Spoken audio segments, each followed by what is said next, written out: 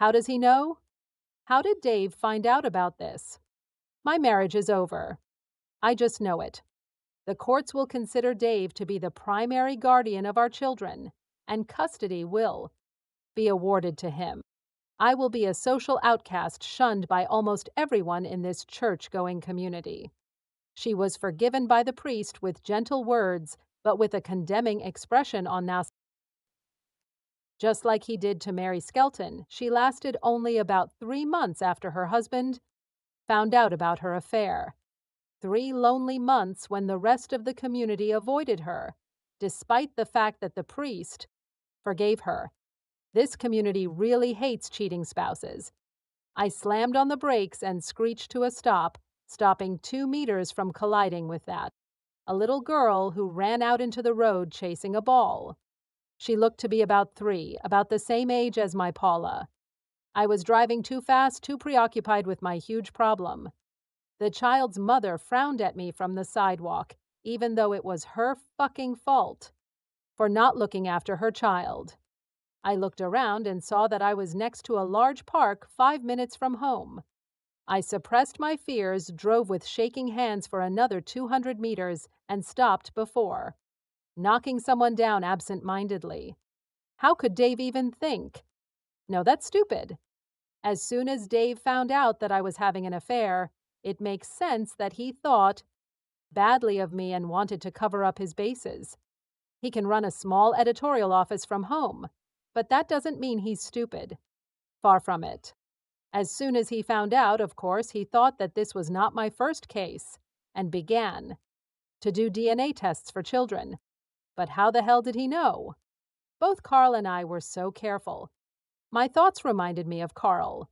I picked up my phone and moved on to Carla. If Dave ever asks a recently started colleague, my motto was to stay as close to the truth as possible. My message, "Can you talk?" While waiting for an answer, I kept kicking myself. Why? Oh, why did I let this smooth-talking little asshole seduce me? No.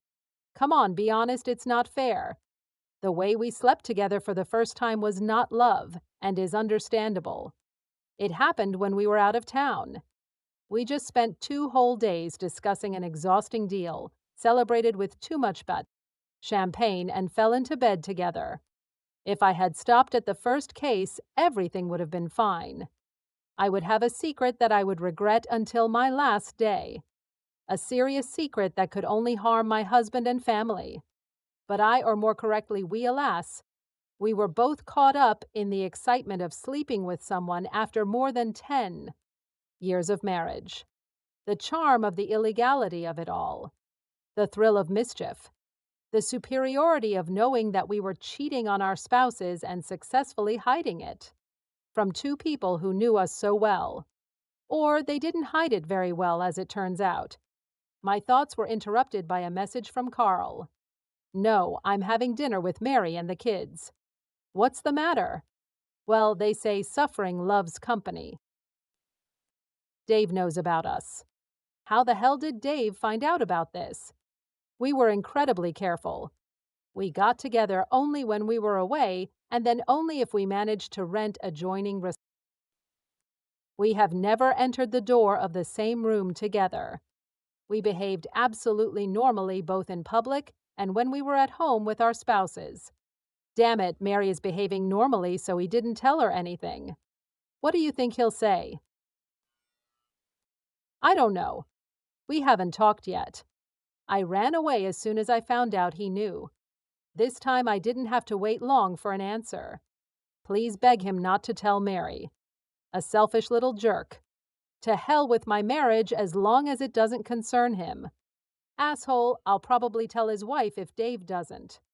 As I said, suffering loves company. So how were we discovered? I made sure that my love for my husband did not suffer. I didn't introduce any new positions or techniques that I learned from Carl. A damn chance. Making love to Carl was vanilla and uninspiring. It was smaller, lasted less time, and was nowhere near as diverse as my Dave.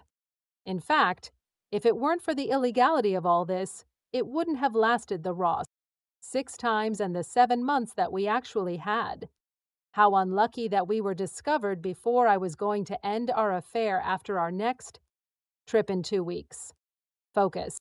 Megan, how we were discovered doesn't matter. We were exposed, and now my husband trusts me so little that he does DNA tests on our boat.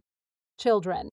My mind went back 20 minutes when I came home late, too late to enjoy dinner with my family. Fortunately, Dave worked from home, took the kids to school, and cooked dinner 6 nights.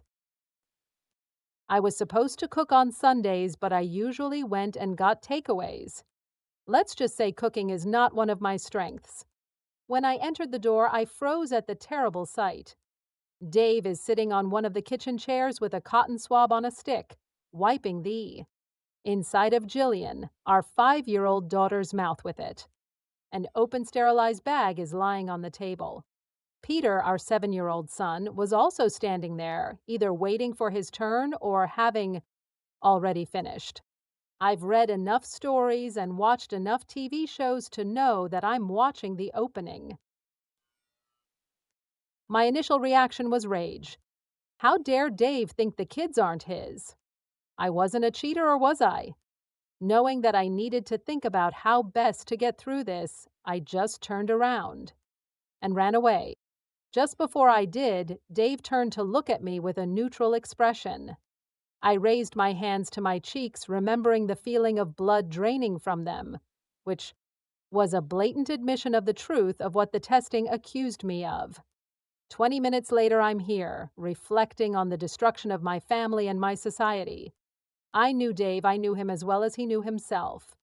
As soon as he was ready to confront me, he did it firmly and calmly. He wouldn't want the whole town to know that he had been horned. If I can't stop him from divorcing me, I'll ask him to do it quietly, just to say that we've drifted apart. This way, even if I lose my marriage, I will still be able to stay in the city and meet my children, possibly sharing joint custody. I really love them. My mind wandered for God knows how long, scrolling through different scenarios of how Dave would react, trying to find the scenario that would allow me to lose the least. Suddenly, I realized that I was thinking like a defeatist. I use my knowledge of Dave and assume that the breakup will be self-evident and the best scenario would be a quiet divorce. But what if I'm wrong? What if I put myself at Dave's mercy? I'll tell him about the excusable first time and the unfortunate sequel. He doesn't want to divorce any more than I do. Of course, his faith in me will be shaken, and it will take years for him to fully trust me again, but I will still have respectability and community support. If you do this, Megan, you're going to have to be completely honest with Dave.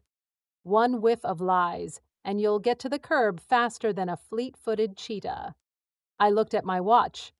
It's been a little less than 2 hours since I discovered that I wasn't as clever at hiding my affair with Carl as I thought I was.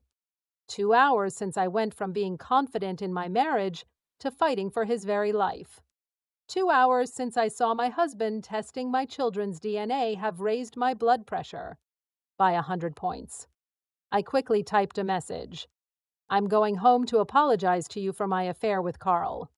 Please don't do anything hasty. Then slowly headed home in my car. Well, what happened after that surpassed my worst nightmare. 10 minutes after sending my message, I got home. As soon as I pulled into the driveway, Dave jumped out the door, said to me, "Stay here and look after the kids," and drove off screaming in his car. Later, I found out that he went straight to Carl's house, and when my lover opened the door, broke his nose with one blow, screaming, "You're using my wife, right?" These words stopped Carl's wife from calling the police, and together with Dave, they found out the whole story when Carl begged them to call an ambulance for him. As Carl said, he was hit, and his wife said he hit the wall himself. The police investigation came to nothing. By the time he returned from the hospital, the locks had been changed in his house, and his wife had made an online appointment with a divorce lawyer. How do I know all this? Dave came straight home, told me to pack my bag and leave.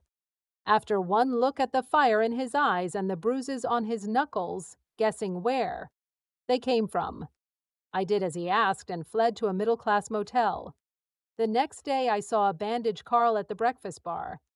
All hopes that Dave would be quiet were dashed early in the afternoon when Carl and I were invited to the office of the chief operating officer and executed without delay. She didn't cite any moral principles because our contracts just said that she shouldn't. Hire scumbass. I realized what the near future would be like when I called all 3 divorce lawyers in Douai, our city, but no one answered my call. When I went to the diner for dinner, the waitress refused to acknowledge my existence. The nail in the coffin, however, was that I met with Carl and found out that family, friends, and former work colleagues already treated him like a leper. Within 2 days, spurred on by a visit from the motel manager, who stated that his establishment was fully booked. Yes, that's right. Carl and I resigned ourselves to the inevitable and left town. We didn't want to become social ghosts, as we saw Mary Skelton become last year when she was caught cheating. We drove 300 kilometers and started a new life together. It didn't last long. I know I'm probably saying the damn obvious things, but when 2 scammers come together, there's no trust. I never realized how important trust is in a relationship until the evening I had to fight the urge to check his phone while he was in the bathroom.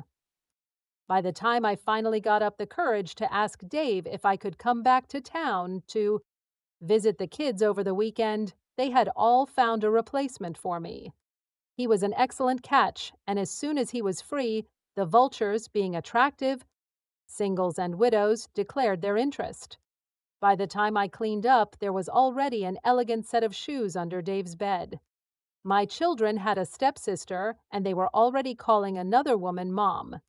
Now that I'm too old to start another family, all I can do is sit and reflect on the lonely life ahead of me. Dave's epilogue. I'm lying here, looking at the bedside clock, 11:05 p.m. The soft breathing of Ruth lying next to me reminds me of our marathon of the last 2. Yes, life is good, although a little bizarre. My wife cheated on me, but before I could mourn the death of this marriage too much, I was seduced by a younger, more beautiful, more adventurous girl.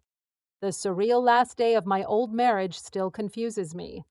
Maybe if I digest this in my head for the 10,000th time, it will finally make sense. How did everything go? On the last day of my marriage, Megan ran home and without saying a word just turned around and left again. I heard her car start up and drive away. I was busy for a few more minutes, and by the time I called Megan's cell phone, it was busy. Finding no signs of her presence, I started putting the children to bed, and they quickly fell asleep. Unfortunately, it was not unusual for them to not see their mother before they went to bed. I went to the kitchen and was just about to call Megan again when the home phone rang. An unrecognized cell phone number appeared on the display. The next few minutes, from memory, went something like this. Hi, this is David Brown. Hi, Dave, this is Carl. Of course I knew Carl. He started working with my wife some time ago. I saw him at several work events and was even invited to his housewarming party. What was his wife's name? Beck? Something like that. He is very handsome, has a good figure, and is a couple of years younger than Megan. Carl, on the other hand, seemed like a bore to me. Smug. He looked down on me. The legend is in his own mind. The last person I would like to talk to after a hard day. That's why my next words probably didn't sound very friendly. Yes, Carl. Well, what can I do for you? What will it take? I had no idea what he was talking about, and I remained silent in confusion, forcing him to continue. If my wife finds out that I've been having an affair with Megan for the last 6 months or so, I'll lose my children. So I'll be honest, Dave. What does it take to keep your mouth shut? I don't remember dropping my phone and collapsing to the floor when the devastating news that my loving wife had betrayed me in the worst possible way hit my mind. I didn't suspect anything and couldn't believe it. Still, the pleading in Carl's voice was pretty convincing. Then my mind turned to a problem that had been frequently discussed recently. Why did my wife seem to be emotionally estranged from me and the kids over the last 6 months? Nothing drastic, just definitely something. Later, I realized that the first stage of grief, denial, lasted less than 30 minutes. This stage was replaced by anger. I was filled with blind rage, hiding the pain of my loss. I still had enough self-control not to snap at Megan. It led to prison. However, her lover was a completely different person. As soon as I heard Megan was back, I drove to that asshole's house, and with all the anger I had, the feeling of bones and cartilage breaking under my fist made me smile even now. Carl's forced confession was completely unnecessary for me, but necessary for his wife. Releasing my anger allowed me to go home and calmly tell Megan to fuck off. Listening to my woman's light snoring in bed, I realized that I was no closer to solving the mystery than the last 100 times I thought about it. Why did Carl himself sow the seeds of the destruction of his own marriage by confessing to me when I was completely unaware of anything? Again, I couldn't help but think that Megan's strange behavior that evening when she came home from work and immediately ran away without saying a word had something to do with all this. I replied that evening in my head. I made dinner as always. Megan confirmed that she would be late, so he sat and ate with the children, chatting. Then it began to clear up. Jillian complained that she had a sore spot in her mouth. I grabbed a flashlight, turned her lower lip away, and saw the ulcer.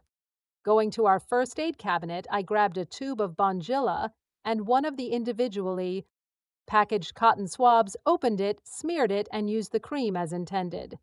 Absolutely nothing to do with the mystery in question. Damn it, I'm starting to suspect that I'll never know. Turning on my side, I put my hand under the Sleeping Beauty's head and hugged her. The hell with the mystery, life is good.